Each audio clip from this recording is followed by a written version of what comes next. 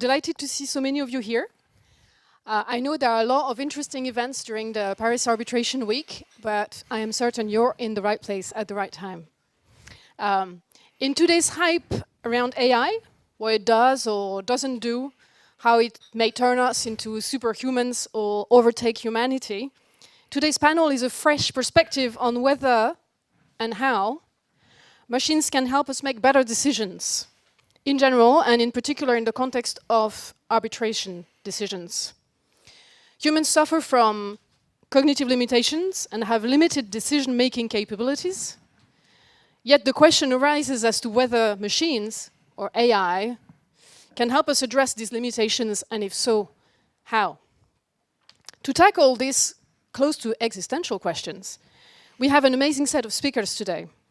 So in order from your right, the end over there, Guillaume Rosas is an accuracy partner. He has testified as an expert on various mega projects in the infrastructure, energy, construction, chemicals, transport, and various manufacturing industries.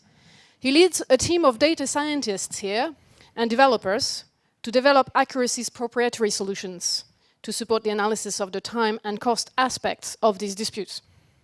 Next, Professor Maxi Scherer is a professor of law at Queen Mary University of London and a special counsel at WilmerHale.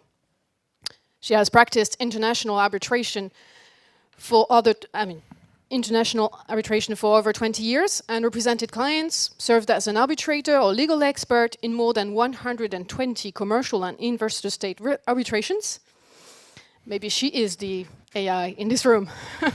She has received 2 GAR awards, one for Best Prepared Arbitrator and one for Best Speech or Lecture.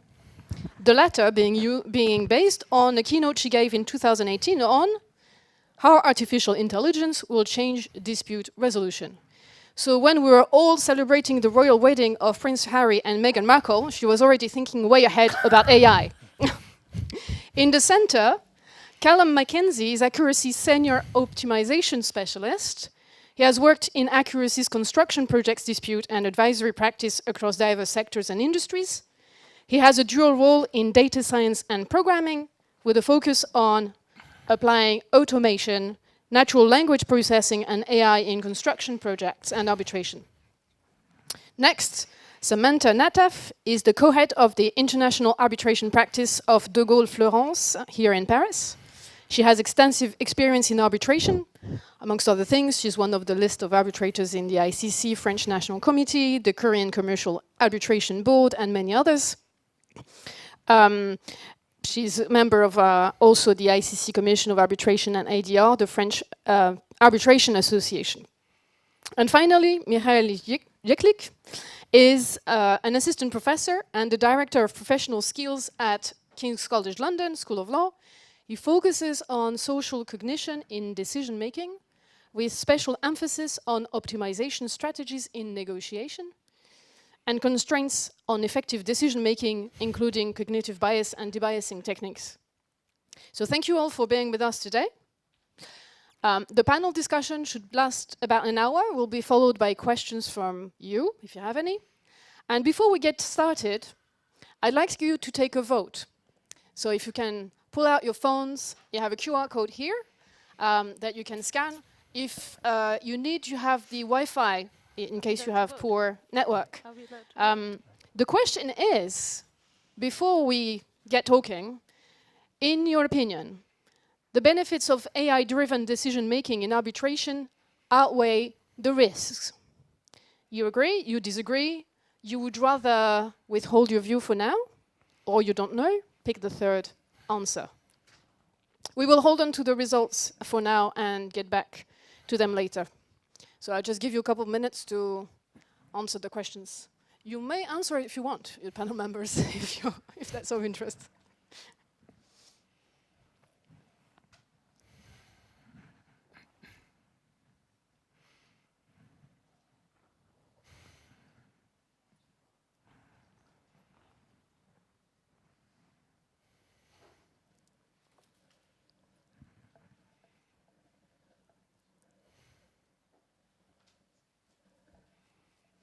Okay, all right. Let's dive into today's topic.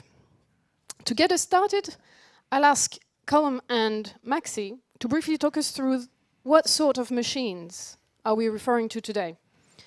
What is there besides ChatGPT and Gemini that is relevant to decision making in arbitration? Callum? Sure. So I think there's a tendency, especially now, to think of ChatGPT and things like it when we talk about this subject. But the reality is that it's much wider than that. And to me, I think it's important to understand the story of kind of how we arrived here and how is it that technology is encroaching on some of the stuff that we do here. So for a long time, computers were very good at deterministic problems, like 2 + 2 is 4. If you calculate that problem 1,000,000 times, you get the exact same answer 1,000,000 times, and that answer is arrived at in the exact same way. Then, computers became very good at statistics and probability. That allowed them to learn. That's the learning in the phrase machine learning, which really just means how to incrementally solve a problem, an arbitrary problem, given some information that allows you to make predictions like, how much should this piece of real estate cost? Or is this email authentic? Or is it junk? And the innovation there was that the computer and ourselves didn't need to understand the underlying mechanisms. We didn't need to understand the arithmetic, the causation underneath the problem. We just needed information, data, and some way of measuring the correctness or the wrongness, the error of the model. That process of minimizing the error of a model is called training. That's the training. That's the meaning of the word training that you'll hear in these contexts.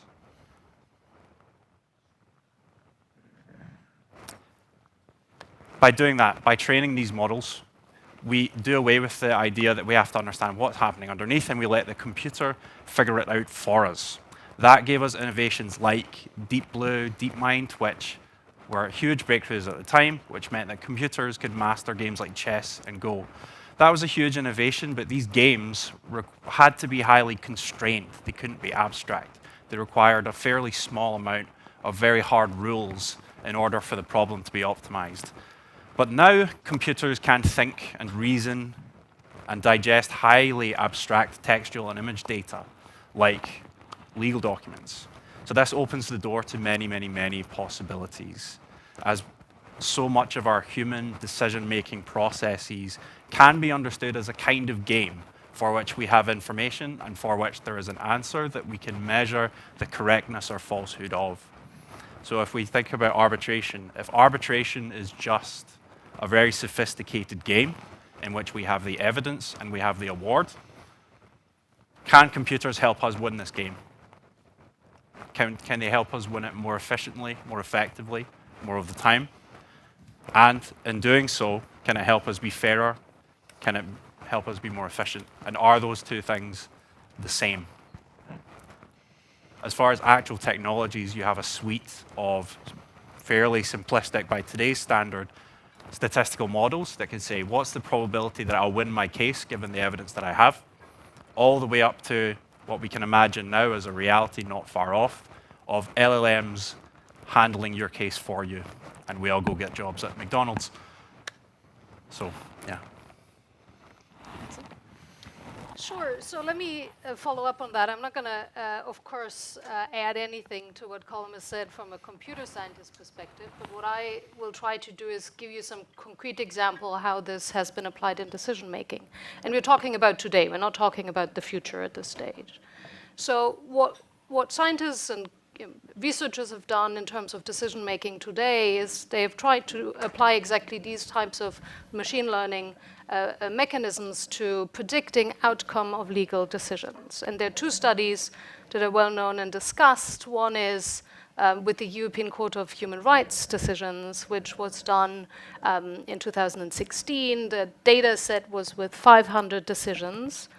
The model was trained on a subset of 10% of those, and then was asked to predict the outcome of the remainder. And the accuracy of the outcome prediction was 80%. That is a fairly high number if you think that lawyers, eminent law professors, counsel here in the room, when you ask them to predict the outcome of a case, they typically don't get it right at 80%. Another study was done in the US, and there the data set was even more expansive because it included all US Supreme Court decisions over 2 centuries, 1816 to 2015. So these were over 28,000 decisions, with all the variety that comes with it in these types of decisions. And importantly, the researcher labeled the data with additional information, including on which particular justice rendered the decision, where that justice went to law school, what political preferences he or she had, et cetera, et cetera. And again, the model was trained on a subset and then was asked to predict the outcome. Here, the accuracy was slightly lower. It was in the sort of 70% range. But given the breadth of the decisions of the US Supreme Court, I still believe that is rather impressive.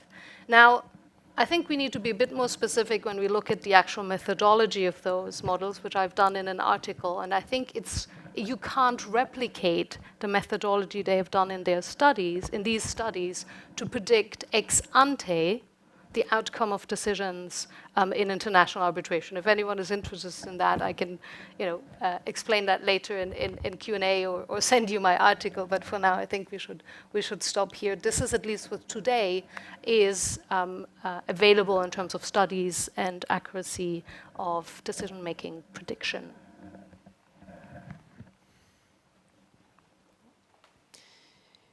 So now that we've defined what sort of machines we're talking about, let me turn to Michal and ask, why might humans need machines for exactly?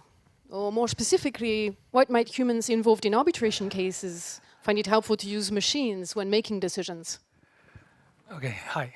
So my contribution to this debate will be psychology, okay, because that's the research I do. I do research, as Pascal said, mostly in cognition, how people make sense of things. Because human brain is a computer. Yeah, it's a sort of carbon-based computer.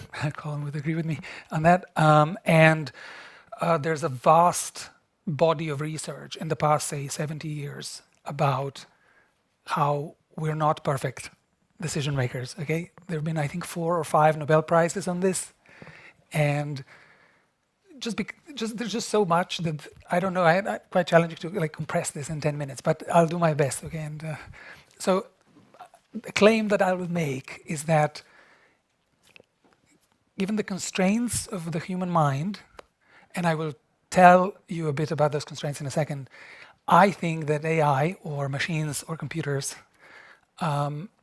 need to and will play an increasing role in decision making, and I think to some degree, and I think this is slightly provocative, but it may be a question of ethics. If we know machines make better decisions than humans, then perhaps it's unethical not to have machines make those decisions. I mean, that's just, we can debate this after, but the thrust of what I'm going to talk about in the next 8.5 minutes is psychology. So, as I said, in the past, since Herbert Simon in the 60s, the idea of a human as a perfect decision maker isn't there, and the reason is that we know now, mainly with the neuroscience and computational neuroscience, that if you look at the brain, there's large areas of the brain, and that translates to a large proportion of thinking is unconscious. Okay, they're automatic processes that people don't think they're processes, but they are processes. So, for example, it's a simple example, but vision. Okay, if I look at you and I see you people here, and I see there's Martin at the very end, and Pascal is right here. There's a complex process involved. Okay, the light hits my retinas, it goes to the back of my brain. There's occipital lobes, and a lot of computation happens with my brain doing inference. What must be out there? So the input is this. Okay, and we don't think, we're not aware of this. We just open our eyes and here you are, right? Does that make sense? So that's an automatic process, and a vast majority of brain processes are automatic. There are some, very limited, that are algorithmic. Okay, that is if I ask you what's 17 times 23, and no one is doing it in their head, as in everyone's waiting for someone else to do it, right? I always say this in class. The reason is that this is very expensive metabolically, and it's aversive. Why would you do 17 times 23? When I ask my students, I some pull out phones, and no one calculates it. That's because we are cognitive misers. We don't want to do this, and we have a very limited capacity to do this kind of thinking. Okay, so that's the first thing. And because the system one is the term for these implicit processes, it's constantly on. It influences a lot of decisions, particularly decisions that involve preferences. Okay, and this is a famous paper from Nisbet and Wilson in 1978 that for some reason law schools don't teach, and you should be lesson 1, year 1, I think. Is this: if I ask you, do you remember the last party you went to? And you will remember the party you went to. And I say, did you like this party? Maybe yes, or I loved it, or I hated it, whatever. And I say, why did you like this party? Or not like, or whatever. And you'll give me a story. You remember very clearly what the party, you remember whether you liked it or not, but you don't have any access to why you liked it or you didn't like it. So when I ask you for a story why you like this party, and you tell me something, this is a confabulated narrative, okay? It's something that you send your brain to create a story that justifies what you felt, okay? So this is another limitation of the brain. There's more. Mental depletion is one of them. I'm sure you've heard of the hungry judges study. This is the extraneous factors in judicial decisions. I mean, they had methodological problems and so on, but it's been replicated to a degree. So, also, if you work 10 hours straight, you're running a risk of making a mistake, yeah, because we run out of energy for it. We're subject to something called extreme context dependency. We cannot look at the data objectively. It's always in some sort of context. Even that context is imagined. And also, we are unable to process large quantities of data. So often, and a lot of biases stem from this, they are based on a small subset. So that results in errors, okay? That Carl mentioned, there's error, and this error, some of it is bias. And as I said, 50 years of research, there's a whole bunch of biases. I was thinking to show some sort of infographic that shows them, but just take my word for it, there's a lot of bias out there. But more than bias, there's also noise. Yeah, and by noise, I mean people just don't agree. In the same circumstances, you have different judges. They will give different judgments, even though they're looking at identical text or identical data. And these things go undetected for various reasons, and they're bigger than we think. And I'll give you just some evidence for noise, because of bias, everyone's heard of bias, because it's a bit of a hot topic, and also the debiasing trainings, which a lot of them are scam, because it's impossible to interfere with system one, yeah? You can't influence that. You can just post hoc change it and adjust, but you can't pre-debias yourself. So for noise, I have some evidence. So this is Judge Frankel in 1973. Okay, he looked at criminal sentencing.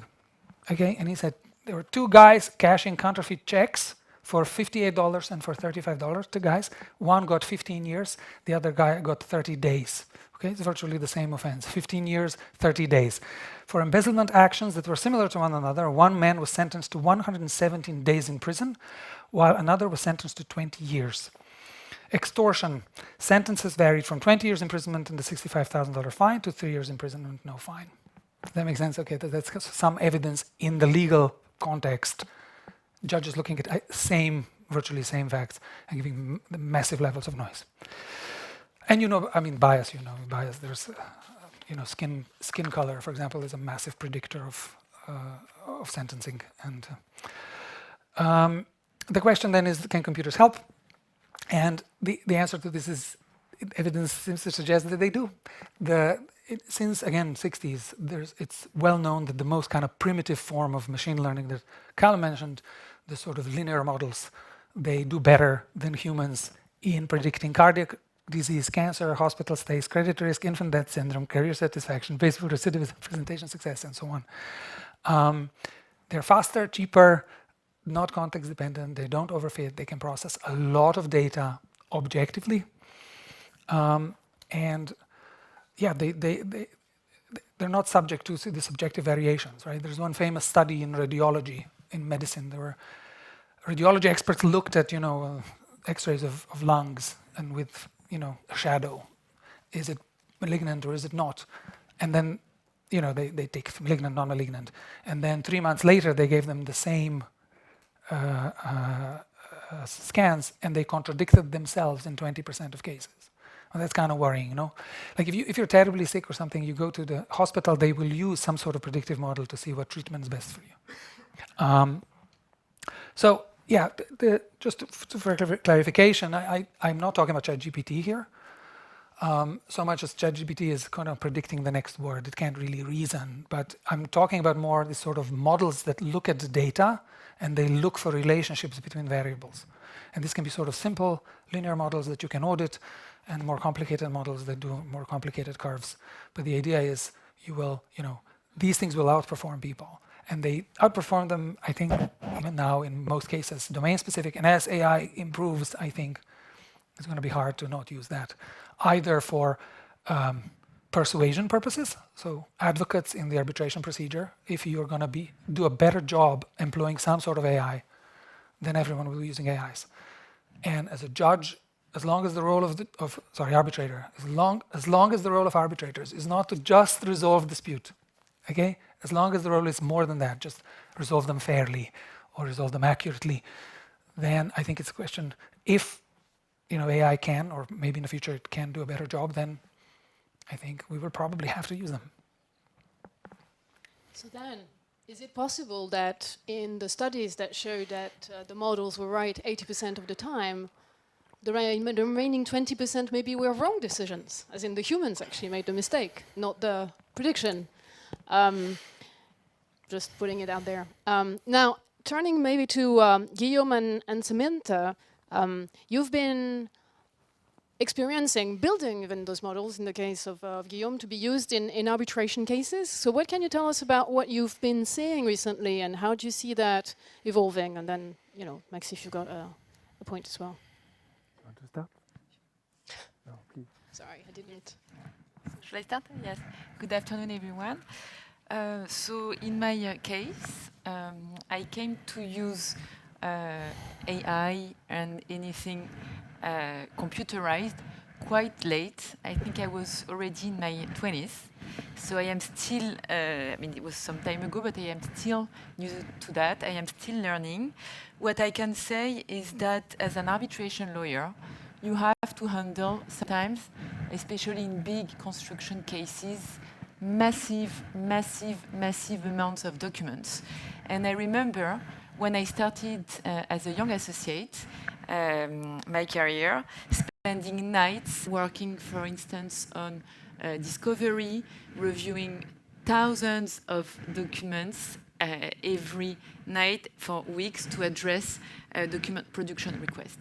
Today, for instance, in terms of what AI offers in the case of managing document and reviewing document, I can say that this has really alleviated our practice because now with AI, some of the device, they can really help reviewing a lot of documents, identifying key legal points, relevant evidence among voluminous documents, and this significantly reduce the time and the resources that are traditionally spent in arbitration. Also, when it comes to the legal research, today a lot of companies like, for instance, Lexis or Jusmondi are working in order to offer equipment with processing capabilities that can conduct extensive research and review a lot of cases, a lot of statutes, precedents, always faster, which of course improves the quality of the legal research. Maxi was talking earlier about the devices that help predicting outcome. It is still evolving. So as an arbitration lawyer, I can say that as long as I am concerned, AI is a tool that really help me in my daily practice to save time and to organize maybe a better allocation of resources. Now, I am not saying that this is not without challenge. Of course, it raises the issue of the data quality and of bias. And talking about ChatGPT, I had never used ChatGPT before preparing for that panel.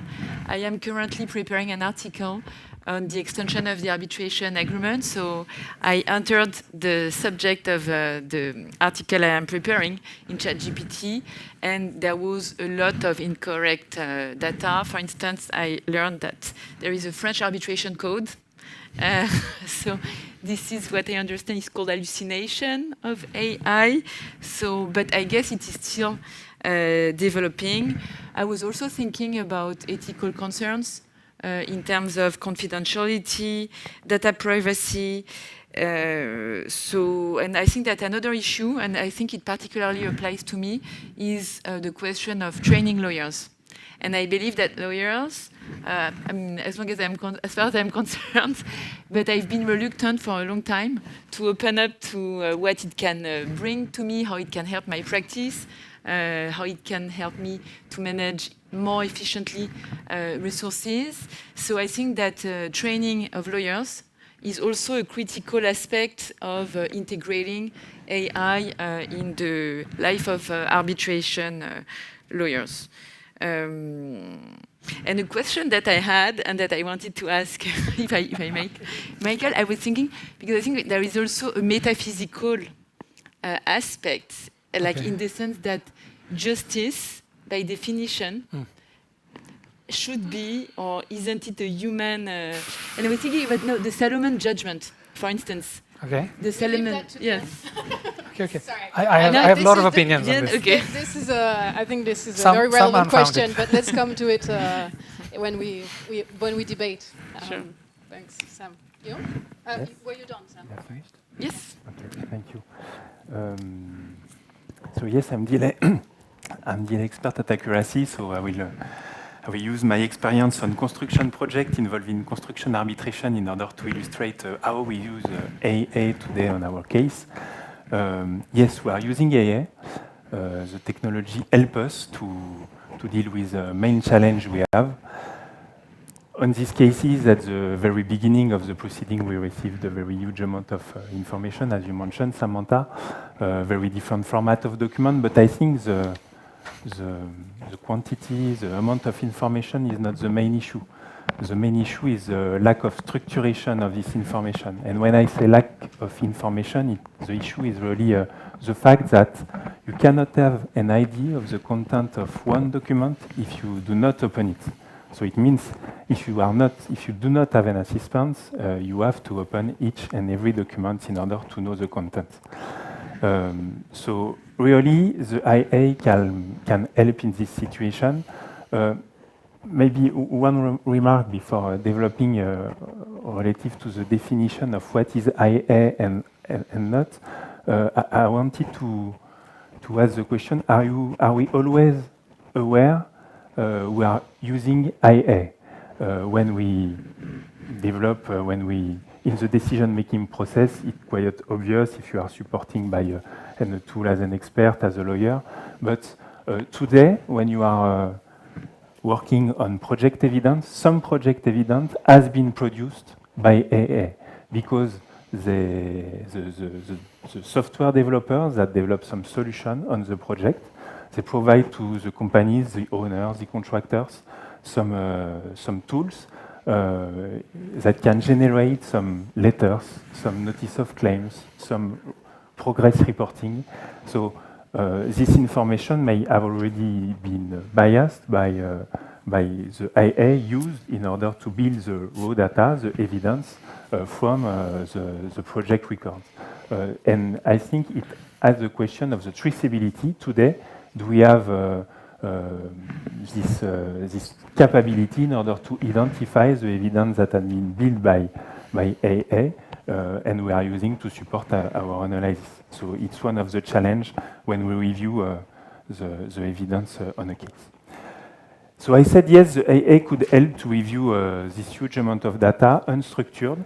Today, what we use, it's mainly some some solution to ease the analysis of the qualitative information, the content of the letter, the sentences in the report. How we proceed? We are using some open source NLP, natural language processes modules, and we are aggregating, assembling these modules in order to develop a solution to help us to analyze the data on our case.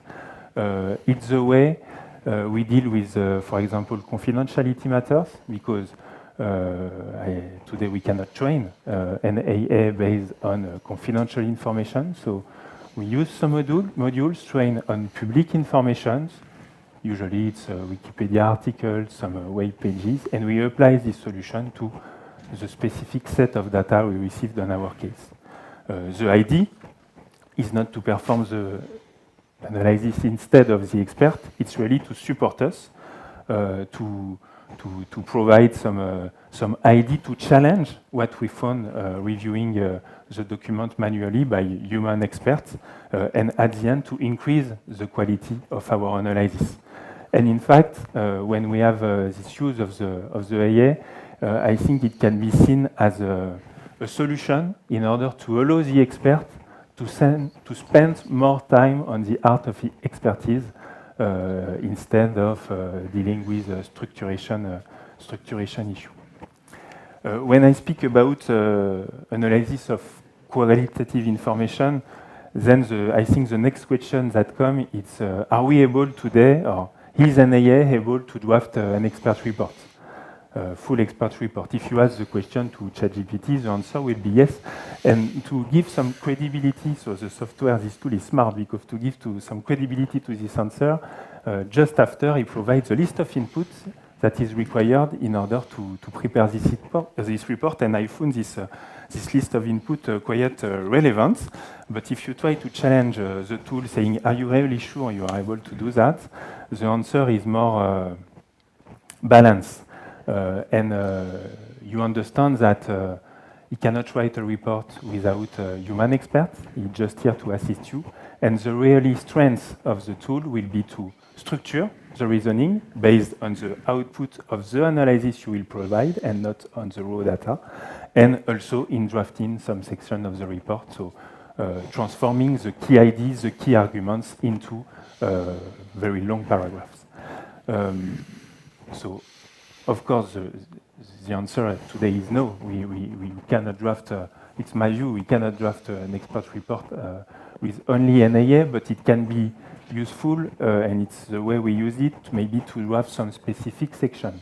When you have identified a very specific topic, you want to list the chronology of events in relation with this topic, you can ask an IA in order to find all the quotes, all the reference in all the set of documents. You can quote in this specific section, either you can ask to have the specific quote, and it's your job as an expert or the member of the team to reword, to summarize, or you can ask the IA to provide a summary and to reword the exact quote.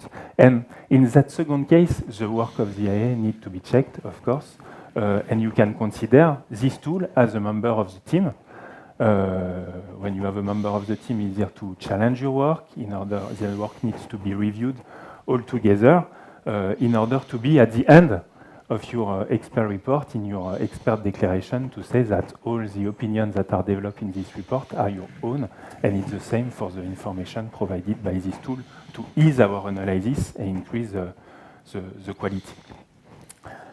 So that's it for today, how we use it. Maybe for tomorrow? Yes, quickly for tomorrow. Tomorrow, so you have seen I focus mainly on the text, on the qualitative analysis. I think the challenge for tomorrow and what is achievable, and I do not know yet, but I will tell you why, it's more to work on the quantitative part. For example, when you are a deal expert, you are working a lot with the schedule, the program, the sequence of work on a project. You have some leaders on the market, the scheduling software, and it's inside this software you have a very well organized data, well structured. They all follow the same rules. So my view is that it should be the next step should be feasible in order to aggregate the data from different projects in order to train an IA in order to identify some pattern and to, in the next case, to be able to identify what happened based on some real cases. But the issue is the issue of the confidentiality. How could we train an IA based on all the data we can collect on our case, even if it is anonymized? And also, it's a question of representativeness of the sample used to train the IA. If we are sharing together, and we find, maybe we'll speak about that when we speak about the regulation, but if we define some rule allowing us to share this knowledge, it will be a biased knowledge because we share, let's say, bad cases. We have a lot of successful projects that are on time, on budget, and this project also will need to be integrated in the sample in order to have a well-trained IA. How we can access this information owned by the corporates, the companies involved in the project. So the future, yes, it's possible, achievable, I don't know. I learned, but technically I don't have the background in order to assess if it's feasible or not, but I learned recently that, for example, for application of the IA in medicine, some software they developed to detect some anomalies in the brain, analyzing some brain scan. They are using some real cases, real picture to analyze it. They do not have enough records in order to train properly an IA with a high level of accuracy on the output. They need to generate, they have a tool to generate virtual cases in addition to the real cases. And these virtual cases are used to train the IA, and at the end it works, and it increases the accuracy of the output. So the question is open. Maybe if one of you have the answer, technical answer, if it is feasible, if we can envisage one day to apply this logic to some confidential cases to create data in order to train and answer the questions we need to answer on our arbitration cases. So the picture seems to be looking quite great for AI so far. And you might think, okay, well, let's just go on and invent this model that Guillaume was talking about. Just yesterday, the European Ombudsman asked the European Commission about artificial intelligence used in decision-making. The Ombudsman says, we know you're using it in the context of, sorry, I have it here, in the context of the analysis of public feedback, in the context of the discovery of potential infringement of competition law, and in handling complaints, as in, are you going to look at it or are you not? And what the Ombudsman is saying, it's a press release of 2 paragraphs, literally. While rapid developments in AI can improve the quality and efficiency of work, I think we've agreed on that so far, they pose major challenges when it comes to accuracy, potential bias, explainability, and human oversight. And then she says, public administration must ensure that AI only assists in human decision-making and does not replace it. The Commission has 2 months to respond. It's going to be very interesting to see what's in the document that responds to these 2 paragraphs. But I think the idea that AI is a tool and helps us, I think so far everybody agrees. The question is, how far can we go with it? And what are the potential challenges that come with it, especially if we do not necessarily, all of us, understand what it actually does in practice behind the scenes. So maybe, Callum, you can take us through first with some of AI's own limitations. And I think we've already talked about some of the training data challenges, but I think it goes beyond that. And then from then on, we can have a bit of a free flow between the panel members as to where that takes us. We can touch on the sort of the notion of justice.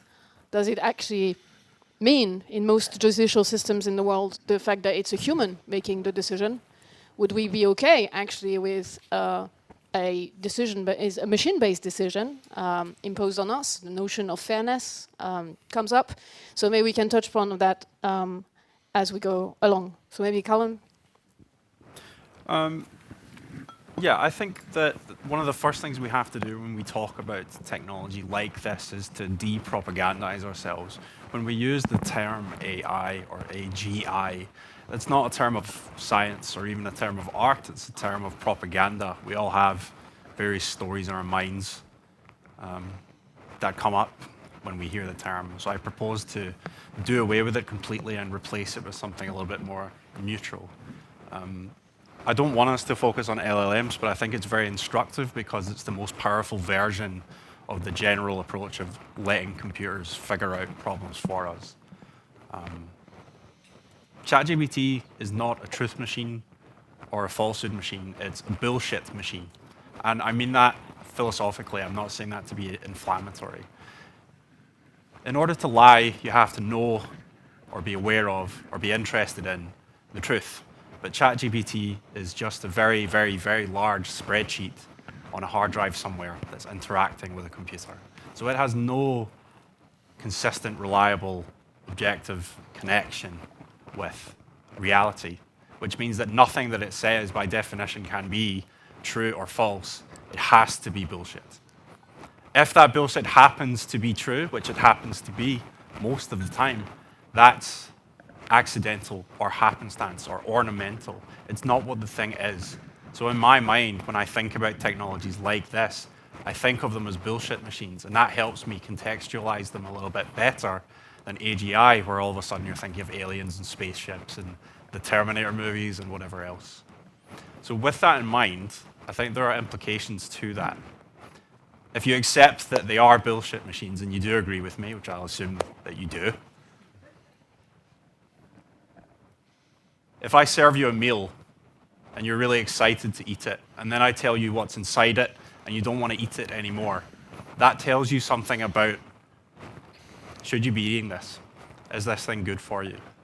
And I think when it comes to decision making, it tells us something about how much decision making we should be outsourcing to tools like this. But to get down to, let's say, brass tacks, what are the real issues here? I can't disagree with the philosophy of Mihail. It's so seductive. These things are better than us measurably, objectively. They should be master and not servant. But it's not a question of philosophy anymore. It's a question of engineering. And as an engineer, I have serious reservations. Partly, or one reason, is that these state-of-the-art tools are trained on data which we know is biased, as well as data that's completely made up and fake. What are the implications of that as we start using tools like this to inform our decisions? It's a self-licking ice cream cone. It's a snake that's eating its own tail. I don't know what the implications are, neither do the people that are building these things. I also have a more social concern, which is that as soon as you introduce something new into a complex system like arbitration or any kind of human decision making, behaviors in that system change and outcomes change unpredictably. So there's a concept called Goodhart's law, which is that when the measure becomes the goal, it ceases to be a good measure.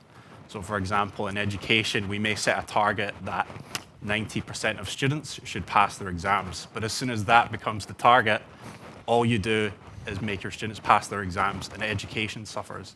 I think we can expect or be worried about something similar taking hold. So in arbitration, if we use technologies like this, the game changes from being about how do we get to justice, how do we be objective, to how do we game the thing that we know is going to be judging us to judge in our favor. And it worries me, and that's a non-technical problem. But there are various things like this, not to mention there's some very new research. Everything about this topic is always brand new. These things behave or misbehave in very erratic, strange ways when you let them make decisions in isolation.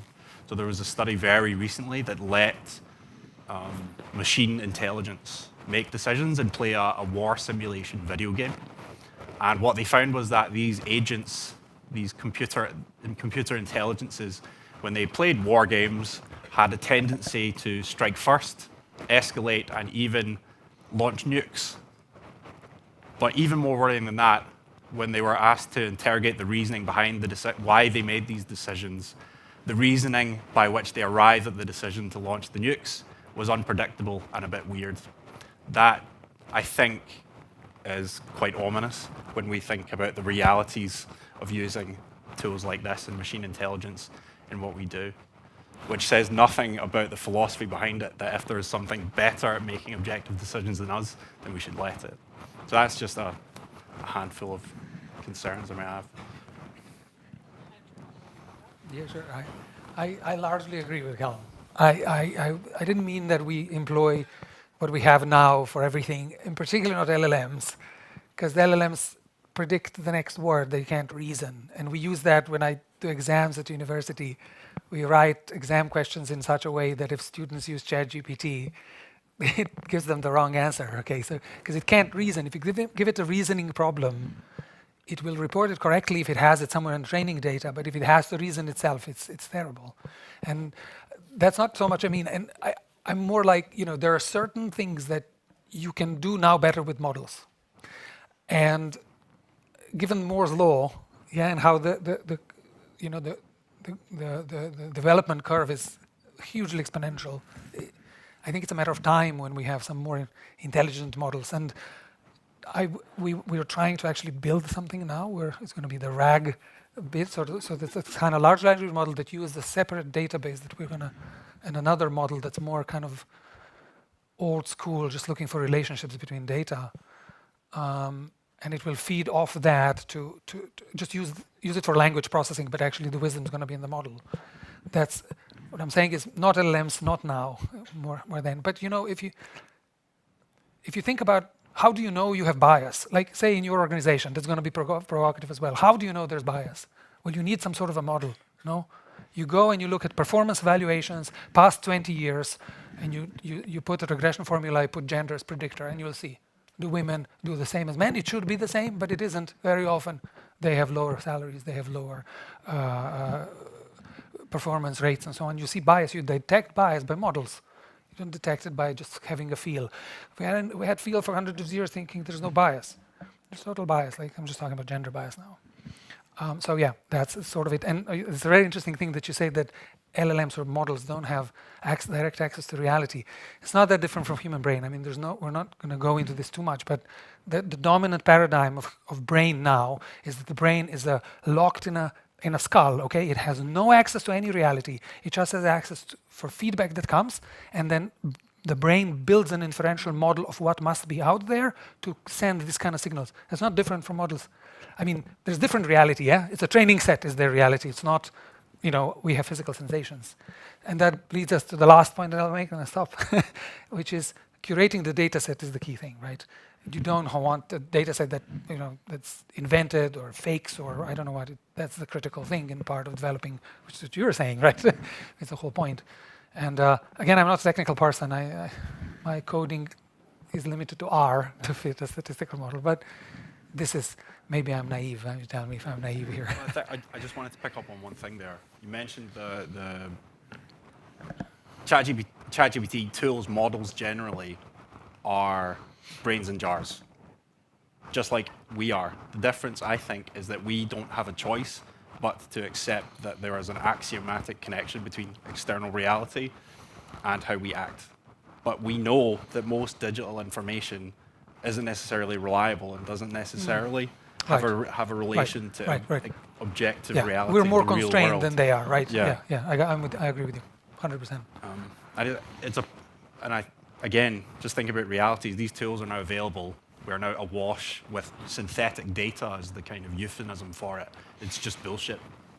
And as the ratio of made-up information to organic information goes up and up and up, I don't know what the long-run implications of that are, even though it's so seductive to take the model approach and say, well, we measure that this model is less biased than we are, so we have to use it.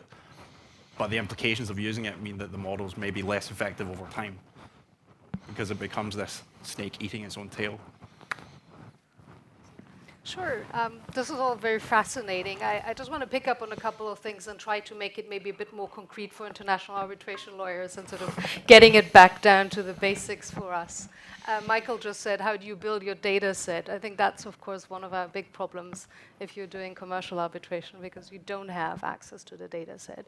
But I think this is potentially a temporary hurdle. I mean, institutions could work together, could work with tech companies, and they do. And maybe anonymize the data or make it such that confidentiality is guaranteed. And then you do have your data set to train the model. The second point that I wanted to pick up on is bias. We all hear about biases, and Michael gave us some good examples.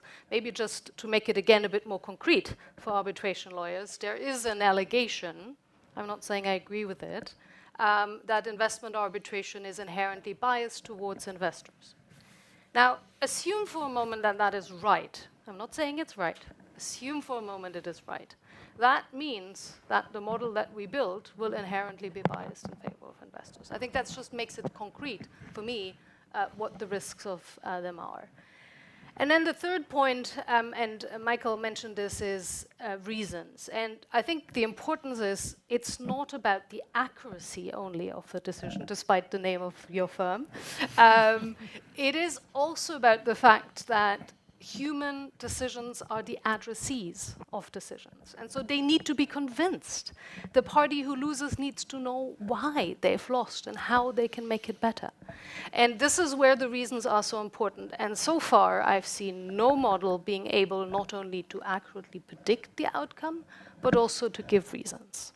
That is not to say that we might not get there in the future. In a very sort of futuristic analysis, you could consider that there are actually two different streams of AI.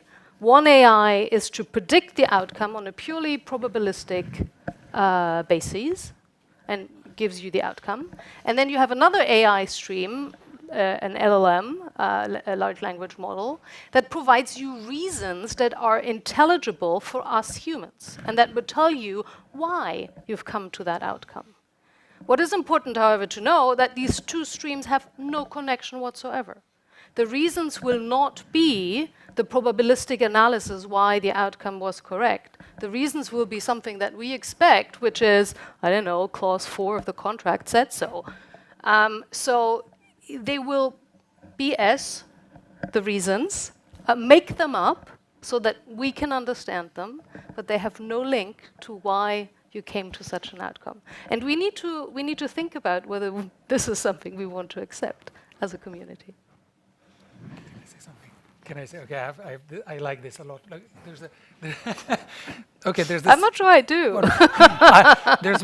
This is not different from the human brain. Yeah. It's not all that different. There's this Meyer, one of my heroes is Meyer, and Meyer had this experiment where he put two strings. This is Meyer's two strings experiment. Okay, there are two strings in the room, and the experimental subjects, people, had to tie them together, and there were kind of tools on the table, and one of the tools was an extension cord. So they all immediately went and they took the extension cord and they, tied those two together, because there was like very thin string, and if you held one, the other one was too far, right? You had to let that one go to grab the other one, but that one would just kind of stop, so you can reach. So they went extension cord. Okay, they put extension cord. They did it. Okay, they took the extension cord away and they said, "Fix it now," and they couldn't. Okay, they're all stumped. So then Meyer's assistant comes in and twirls something on a piece of cord, sort of strongly suggesting them an idea of a pendulum. So they all go, "Oh," and they go and they pick up some weight, they tie it to one of the strings, they put the string in motion, right? So the string kind of goes, and they grab the other one and they wait for this one to come. Does that make sense? Okay. But the gist of the study was they asked them, how did you come up with this idea of a pendulum? And the stories these people told, it is absolutely fascinating. They're like, I was imagining monkeys going on over the river. The idea was complete. It just came to me. No one reported the string. No one. And then, there were various iterations of this, but people we invent. It's the same as what I said before. It's like, did you like the party? Yes, I liked it. Why did you like it? Oh, there was lots of booze and my best friend was there. That's why I liked it. This may be true. It's probably true, but you didn't get it based on some sort of insight, because implicit processes leave zero trace in the brain. Zero. Okay? How preferences come to be, There's no memory of that. You just know that you liked it. And then why did you like it? And the parallel is clear. I'm a judge. I prefer there not to be the right to abortion. I don't know. And then I have to justify it how in the American Constitution there's actually no right to abortion. But that's not what made me not want anyone to have an abortion. Does that make sense? It's my upbringing. I'm conservative and so on. Yeah. Can I just 30 seconds on that? Because that really is the basic question. That is what legal philosophy is about, right? Is it how do we decide? Do we decide by a hunch and then later on put some reasonings on it? Or do we decide, as Kilson and others would tell us, by a pure logical syllogisme, the French would say, where you take the facts, you apply them to law, and you get the outcome, and it's a pure mathematical formula. And lawyers tend to think it's the latter. And psychologists tell us, but maybe it's the former. Can I mean, this keeps me up at night. So if the human brain and a brain made of semiconductors are more or less the same in whatever dimension, it's not clear to me that saying, okay, well, we've made a brain that's 10 billion times stronger than yours, and we're going to listen to what it says, is an upgrade. Insofar as if your brain was 10 billion times more powerful, and so were all your biases and weaknesses and flaws, is that something we should really be walking into enthusiastically? I don't think so. But then another general point was back to what I was saying about is the evidence, is the data, does it really correspond to the outside world? In fact, no, I'll leave that till later. All right. No.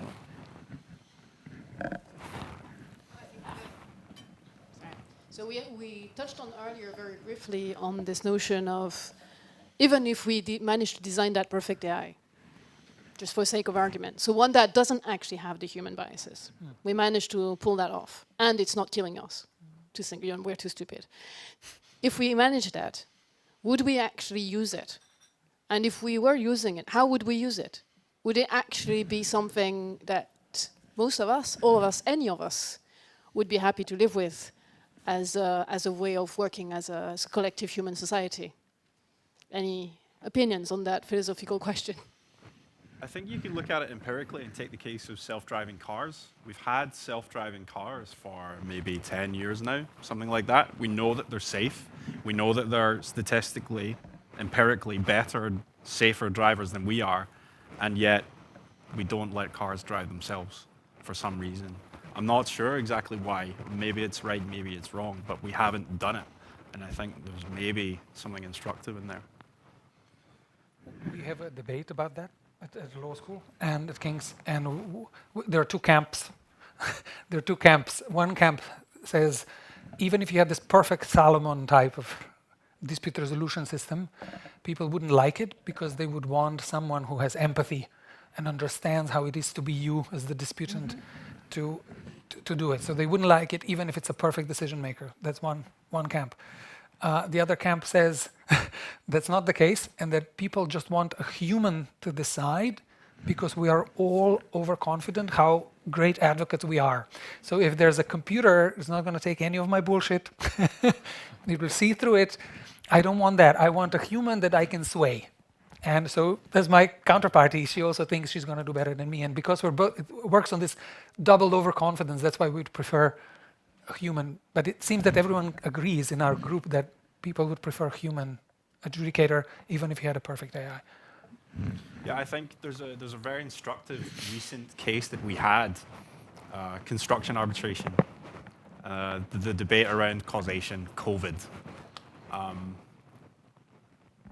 If you try to, as delay experts, follow the protocol to the letter, do exactly as we're instructed, it's actually very hard to demonstrate the causal link between COVID and the construction contract suffering delay. And that was more or less what we concluded. It wasn't clear that COVID really did cause delay if we're holding ourselves to the normal standard. However, at the hearing, there was clear sympathy from the arbitrators that, well, yeah, obviously COVID had some kind of effect. But that was nowhere in the evidence that we saw. That was outside and external to the information. And I actually have a lot of sympathy for his sympathy. How do we handle these things where the truth is outside of the evidence that we have? A model can't make that judgment. I mean, you could put that in a model. You know what I mean? You could model empathy. Empathy. No, I'm not kidding. Like there's, if you know, I said before, the brain's an inference machine.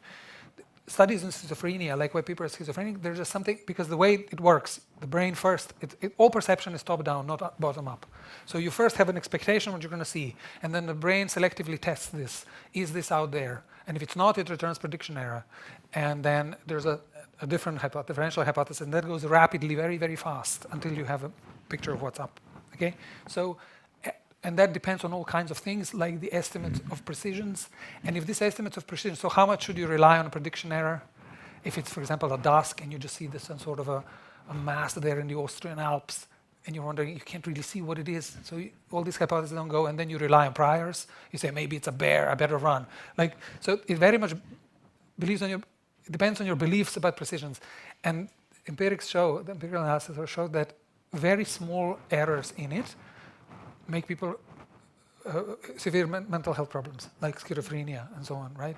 And so, and mentalizing, which is empathy, right? I'm mind reading you, basically. I can see your eyes are teary and feel your pain. Yeah, I feel your sadness. It's an inferential model. You could put it in an AI model to feel it. But I think even then people would probably not want the machine to do it, because it's different.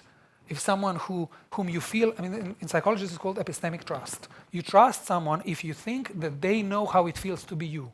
This is what predicts outcomes of, say, psychotherapy. Not how experienced the therapist is, not which therapeutic school they're from. How much does the patient think they know how it feels to be them? And I think that's a certain quality in a judge that we're looking for. Even if I get a bad decision, if they've really heard me, you know? And I think a machine, by definition, I wouldn't personally think the machine can do that. I'm kind of doing a case against me here, but you know. The question was whether we would like to use these types of modules, and maybe the answer is not a yes or no answer. And this is why I so much liked the title of your talk today, Master and Servant. Who's the master, who's the servant? For me, the real question is, what are we prepared to delegate? How much are we prepared to delegate? And how are we going to collaborate in the future with AI? So that's, for me, really the core question looking forward. So it's not a yes or no answer, it's the master-servant relationship. So in the context of that master-servant question, I think we've sort of said, you know, there would be limits that we are actually, even if we had the perfect AI, there would be limits we would be wanting to put on it. And in fact, the first thing we would probably want anyway is to know whether AI is involved in any of it, right? Or whether this is a pure human judgment, even though I think the delineation between those two concepts is getting more blurred and blurred as we use, you know, routinely some of those tools, and Guillaume presented some of them in the evidence provision or in further steps of the legal proceedings. So maybe we can conclude on the panel discussion now, maybe with a few thoughts, Maxi, on what that framework could look like and regulation. What are the sort of questions we should ask ourselves? And maybe, you know, what do you foresee as, you know, what form would it take, and who might actually be willing to take the lead, and how it could actually be rolled out? I see you. Lots of questions. Wondering. In any of those, anyway. The two questions I think are the sort of €1 million questions going forward. Is, first of all, will AI be such that it will level the playing field? So, for instance, you can think about an international arbitration proceeding where everyone can speak his or her own language, and there's an immediate AI interpretation going on. We don't even realize that we do speak different languages. That will level the playing field. But you could also say there is a fear that rather than level the playing field, AI will concentrate the power in few hands that have the means in terms of money and technology to actually use it. And that is certainly a risk. And I think the best way of dealing with that risk is that as an arbitration community, we need to get all more tech savvy and get into the debate on, you know, talking about the topic. more and more, and this is why events like these are so important. And the other €1 million question I think you mentioned is the question of regulation. Whether we want regulation specific to the field of international arbitration and AI. And some will say it is necessary. It is necessary to make sure that there will be an obligation for lawyers or arbitrators to disclose the extent to which they've used AI. In order, for instance, also to ensure and maintain confidentiality, just as a very basic requirement. Or, for instance, to make sure that evidence is not, whatever, deep fake videos that are put before us. Others will say that all of these questions are already in various soft law instruments, guidelines, or ethical rules that apply in any event to lawyers and arbitrators in the international arbitration sphere. So for instance, fake videos, deep fake videos, that's a basic question of false evidence and may already be appropriately addressed in existing tools. So I'm not giving an answer, just putting out the two sides of the coin, and I think that's one of the questions we need to resolve as a community in days to come, weeks to come, months to come. Well, thank you very much to all of you. I think we can say we had a great debate. Thank you.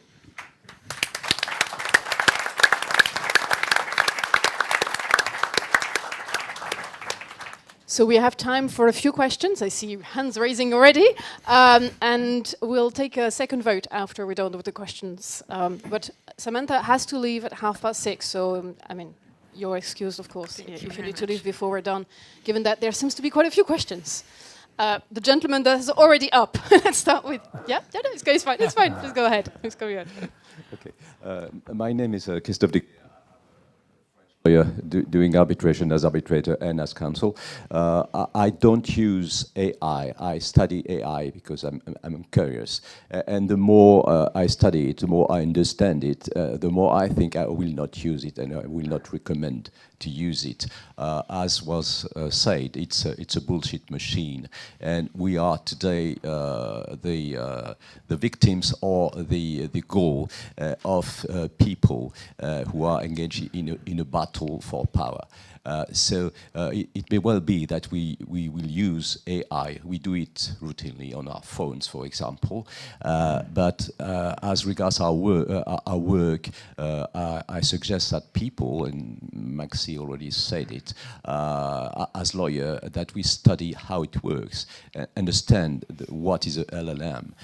And once you've done that, you will not accept to use something that will produce a result in which you have no confidence. And when I hear, and the title of the conference is perfect for that, most of the people embrace AI as a new god that will help them to get rid of what they don't like to do. And most people are prepared to rely on AI to replace them, which I think it's a huge mistake, especially in terms of justice, which is a business in which we are playing a role. So it's to me the question boils down to I phrase it differently, but it's the same thing. AI, is it an assistant or an alter ego? And it is not for a number of reasons and cannot be an alter ego. So my suggestion to our community is to use AI scarcely and maybe use it as people do in the military industry. They cannot accept 80% result as a good result. It must be 100%. So AI could be a tool in a system as an element, but not the system. That's my recommendation. So I don't know if you agree, but that's what I would suggest as what we do, thinking about it in the future before we all say it's marvelous, and I will put all my case, in front of AI and wait for the results. I'm happy to. Did you want to? Yeah, I just have a small thing. Okay, so I would totally agree with that, and I think we can make the general point, which is that the more complex the task that you outsource to tools like this, the more work you have to do to ensure the trust in it. And in my experience using these tools, the level of complexity at which the work you have to do to make sure that you trust it becomes comparable is very, very, very small. So in my mind, moving towards a world where we let computers, models of whatever complexity do these kind of things for us, we're essentially taking our hands off the wheel and saying we're not part of this process anymore because we have no ability to verify it. It would take us 100 years to verify a suitably complex use case for which we would really need to remove the bias. And I think as well as one more general point, which is that there was an old analogy from Steve Jobs, which is that a computer is a bicycle for the brain or the mind. Bit of a cliche. I would say that models like this, which are able to make inferences, are like motorcycles for the mind, and motorcycles are really dangerous. So you have to use them cautiously. I think we're in the business of predicting the future now. I think right now you can't use an LLM to do anything useful. I mean, that's not true. It'll write your email, right? The way it's being done in the States, I should have said that before, there's a system called Recon, I think it's Berkeley or Stanford, it's one of the two, where they look at, when they have a model, it's a very basic statistical model, that then helps people who are deciding things like parole or whatever, to tell them if their decision is off what the model would predict. And then a person can go, is it off because I made some sort of an error somewhere? Is this because some sort of bias? Or this is really a special case because of the 7 reasons. So in that sense, it's an assistance. Yeah. So that's where we are now. But think about, would you imagine a Chat GPT 5 years ago? If you're not in AI circles, you would have no idea this is even possible. So my prediction is, I don't want to do that, but this is going to expand and progress rapidly, and we're going to have cleverer models, more optimized, leaner, hopefully more transparent, right? There's some money invested in interpretability and so on. So it's really a question of what happens in 5 years or 10 years, and I think it's very hard to predict what will happen in 5 or 10 years. If you ask AI specialists, when we'll have super intelligence, you have this, 95 confidence interval by 2030 or in the next 50 years, but nobody knows. But my guess is it will progress as rapidly as has progressed until now, and we'll be looking at a very different landscape in 5 years. Other questions? Madam? Yes. I had one comment under form of question for you and a question for you. My first comment was, you talked about the fact that people prefer to have a human judge rather than a machine judge. I was wondering whether you made a comparative test asking real parties involved in real disputes or arbitration before the decision is rendered and afterwards. Because I'm entirely sure that afterwards you're going to have way more people who are going to think that the machine would have done better than the stupid judge that decided against them. So I don't trust too much the result of your test with your students who have not been involved in it and have never lost, right? Because it hurts. And for you, I'm just talking about the state of things today, not looking at super, super big brain that you predict in the future. On Tuesday, there was a meeting of the ICC Commission on corruption in arbitration. And one of the task force is looking at corruption and AI. And I felt that the discussion was very much black and white. I.e., do we trust reports, artificial intelligence reports saying we have found indications of corruption, or don't we trust them? And there were lots of discussions about the fact that an AI report in these circumstances would say, well, I can say that I have found indications of corruption in 63% of the cases, or 98% of the cases, or whatever. And then we got the question, because I'm in another task force, if I have something telling me 98%, can I just say, well, I've got the evidence that there was corruption? And I felt that at this stage, that was too much of a black and white approach because, and that goes to what Guillaume said. I suppose once the machine has done its research, because of course, if a report says I've found indications of corruption, it means that the machine must have seen text, payments, names, listened to discussions, taped in the company. It hasn't just sucked it out of thin air.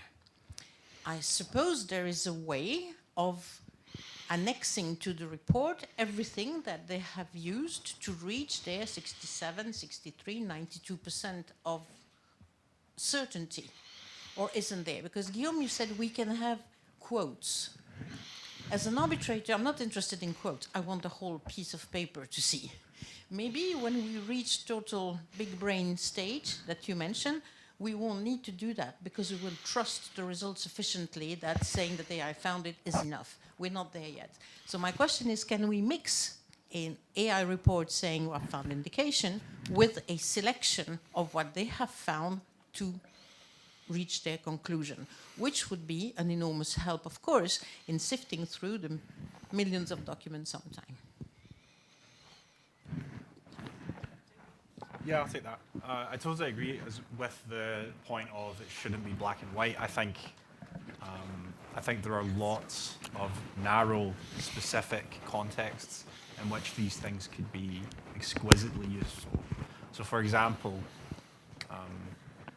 there's this technique called Monte Carlo simulation. It's confined up until now to numerical disciplines like gambling, where essentially what you do is you say, I can't make a prediction, I can't predict with accuracy, but what I can do is repeat the experiment an arbitrary number of times and look at the range of outcomes that I get. I think models, LLMs, AI generally, opens up the possibility for us to go into our next arbitration having done a Monte Carlo simulation of, well, how's the hearing going to go? What are the main arguments going to be? What are the points of contention, et cetera, et cetera. And there, its role is not to be either trustworthy or not trustworthy. It's to give you something of the benefit of experience or hindsight when you walk in, which would be impossible or unthinkable until now. On the point of verification, it's funny for me to say, but I'm quite a Luddite on this question. I think it's a Luddite. I'm anti-technology on this question because I think it's your responsibility to make sure that your words are your own. And if you're using AI to help form your opinions, you should have the ultimate authority over anything, any word that is said in your name. So I'm less optimistic about the possibility of fully self-explaining technology that says, here's everything I've done, here's everything I did to arrive at the conclusion that I arrived at, but I don't know. No, my very practical question is, can we get the evidence on which the program has relied in order to reach the conclusion that it says it reached? In a word, I would say no. It's a question. I would say no. It's a question of interpretability, no? It's a question Yes. of interpretability. Yeah, It's a big thing in the AI world now. Sorry. It's a big thing in the AI world because a lot of these models are black boxes. You put stuff in and then you have an outcome and you don't know how it got there. Because it's there's money being poured in to make it. At the moment, no. So you could ask it to, and it will give you something that looks to you like an explanation, but it's not necessarily what it actually I'm not was asking thinking. for something that looks like an explanation. I'm looking for picking up exhibit 222. Yeah, that doesn't exist. Can So I? where do you get the excerpts then? Yeah, it does, maybe it doesn't exist on the big tools, the big LLM, Gemini, ChatGPT today. That's why François is not using this type of tool. We have developed our own solution where we can control the process. And the key idea is to be able to explain at each step of the analysis, the parameters, the choice made. And when I mentioned the quotes, you noticed it. Yes, you have the quotes, but you can also have what you expect. So the full document, the reference. And at each point in time, we are able to come back to this raw data. Which has been our approach. It's our responsibility to make sure that everything that we say is traceable back to something. Yes, it's the approach we selected because it fits with the expectation from an expert. I had this discussion multiple times with people, and it's really hard to understand because as lawyers, we want to have the footnotes, we want to have the sources, we want to have, the underlying facts. And because of sometimes the models are black box, you just don't have it. There is this whole XAI explanation of AI that now tries to not only give the result, but also the way, the explanation how you got there. But this is a whole different animal. And maybe to make it concrete, some of the studies I mentioned earlier, they get to this high level of accuracy of 80%, not by saying, what is the underlying legal reasoning why this, European Court of Human Rights decision came in that way. They look at specific word patterns. Even if they give you that, it makes no sense to you, because that's not how you make a decision. So that's why sometimes even having the underlying sources is just not helpful. And if I may just say something about these 80%, because you picked up on it and it was said it was too low. That of course assumes that we are at 100%, which is far from true. So 80% is pretty good. There's also old style statistical models that are not machine learning that much. You could clearly see what comes from what, right? There's this famous study where Aschenfelter did the multiple regression formula to predict prices of Bordeaux wine that everyone was super upset with because it had 90% accuracy, and he was looking just at how much rainfall was there in the spring, how hot August was, and how much rainfall during September, and that predicted the price of wine. And that you can see why, because you can see each predictor because it fits linear models, like it fits lines. You can see this, and you can actually, you can see that. But when it comes to machine learning, then it's no longer transparent. And even then, if I may just interject on this, you're going to see correlation. Even with a simple linear model, it's only correlation. The causation is something that we as humans will logically construct around a sequence of effect. We've learned when we're small kids that if you drop a toy, it will always fall. You do it 10 times, it will always fall. So there's a link between you dropping and the fact that it falls on the ground. Even the linear regression, if you plot the number of umbrellas against the rain that day, it's going to tell you rain causes people to have an umbrella. It's actually, no, if you do it the other way around, which is that if you say, I'm actually looking at whether it's going to rain depending on people having an umbrella. Well, on the days people have an umbrella, it rains more. Clearly, that's not the causation you expect. You can expect it the other way around. Depending on how you build up your model, you may actually get correlations between things that have no causal link. So even the simple, not smart at all, models might actually be deceiving in that way. And part of the job that we have as experts is actually coming up with the causality using those sophisticated models, but still keeping with the factual basis and applying a logical reasoning so that you reach something that looks like a sensible answer. Sorry for hijacking this. It's the economist in me that just couldn't resist. Yes, we have another question. There's a lot of things troubling about AI, but there's one thing. Everybody's been focusing on making decisions, decision making, in the particular case in front of. But that's not what it's not what everything happens with respect to those decisions. There's the evolution of law. In the common law world, in essence, it was initially all done by the judges. And we've seen that in the investment arbitration world as well, where the basic concepts have evolved through the decision making. So how does AI deal with that?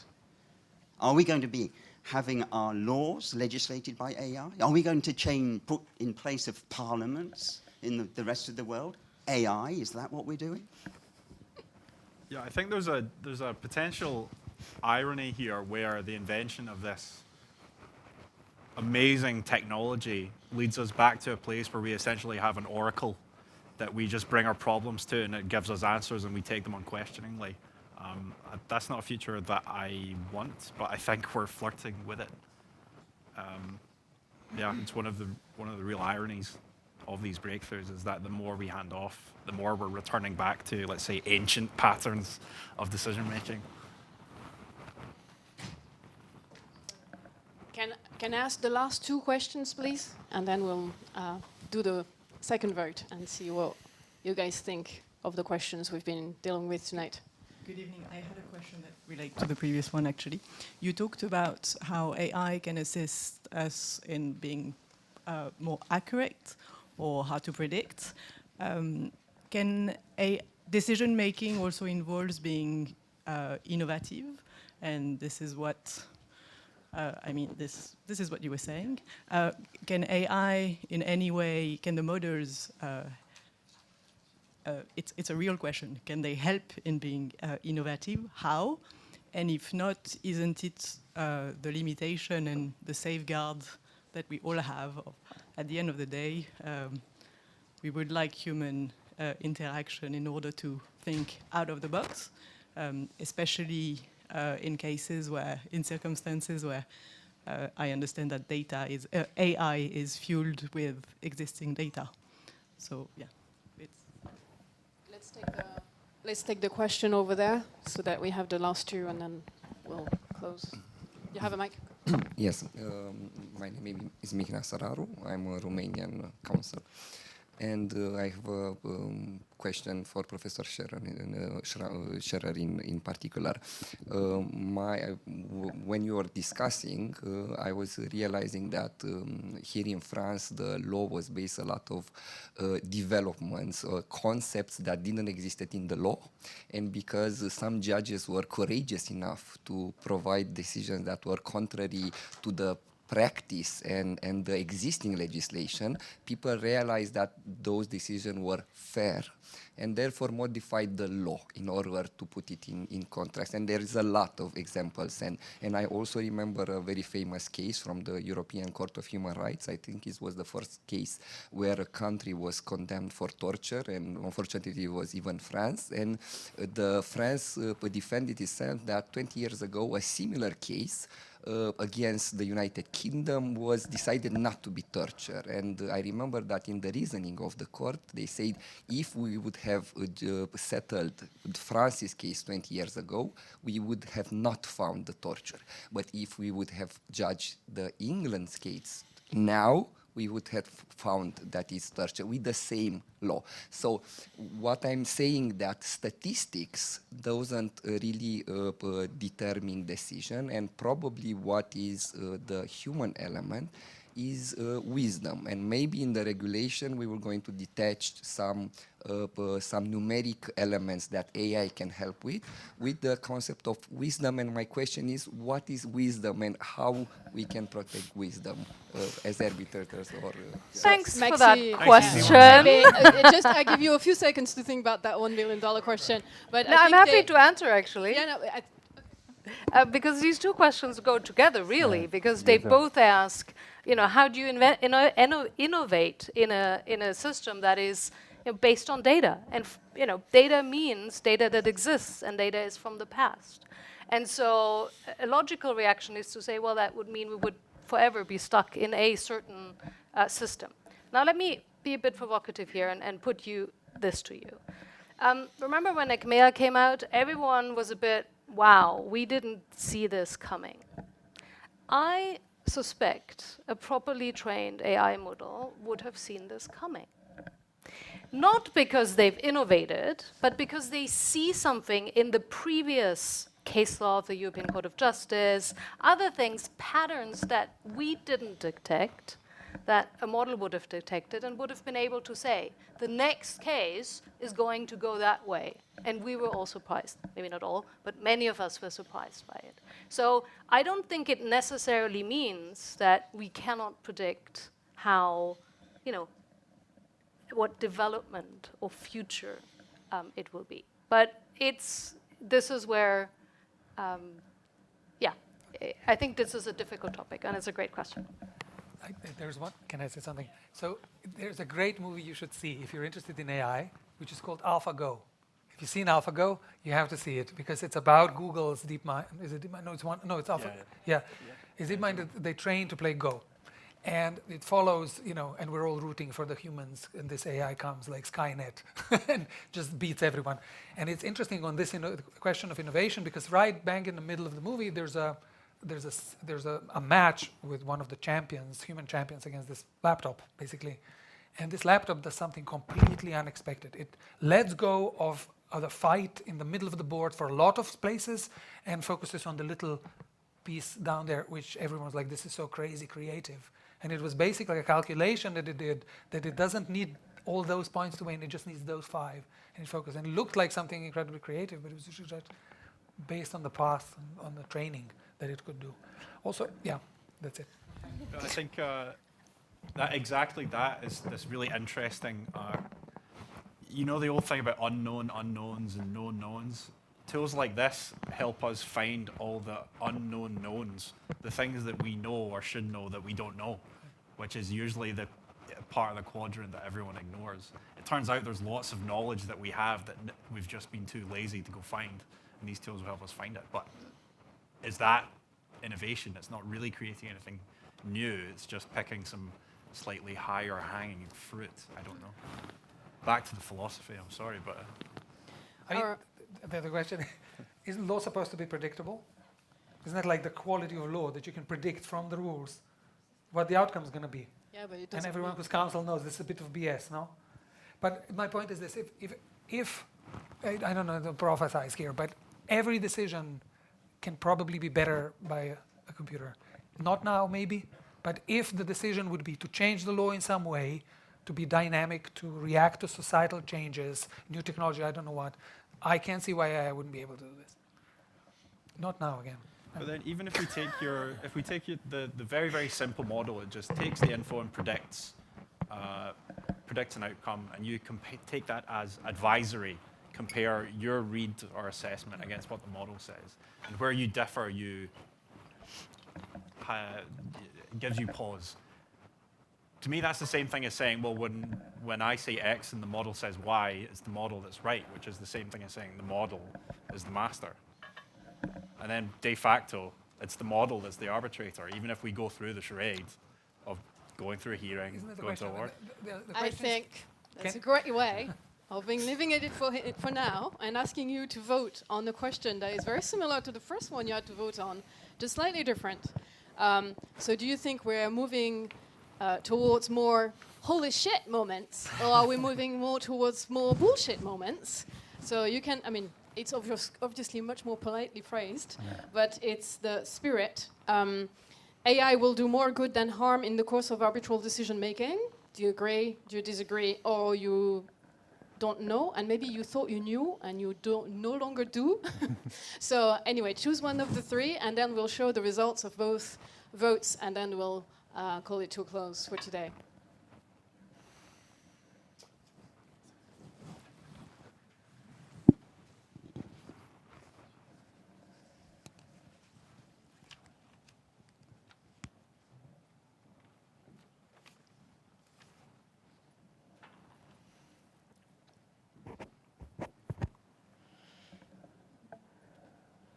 One thing for sure, these were not designed by human beings.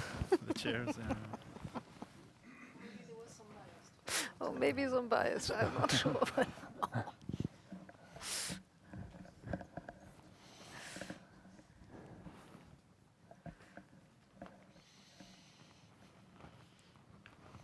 So the question is, will you disprove the very strong self-confirmation bias by answering exactly the same thing? If no one in the room has changed their mind, then I've failed. Need to do it again.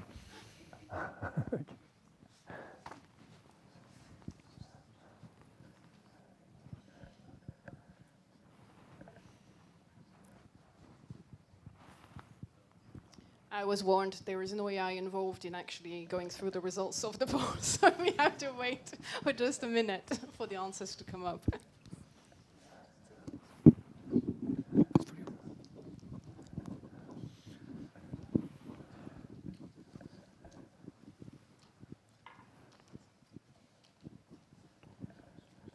Quel gars doit pédaler pour avoir les résultats? Il avait dit que ce serait long.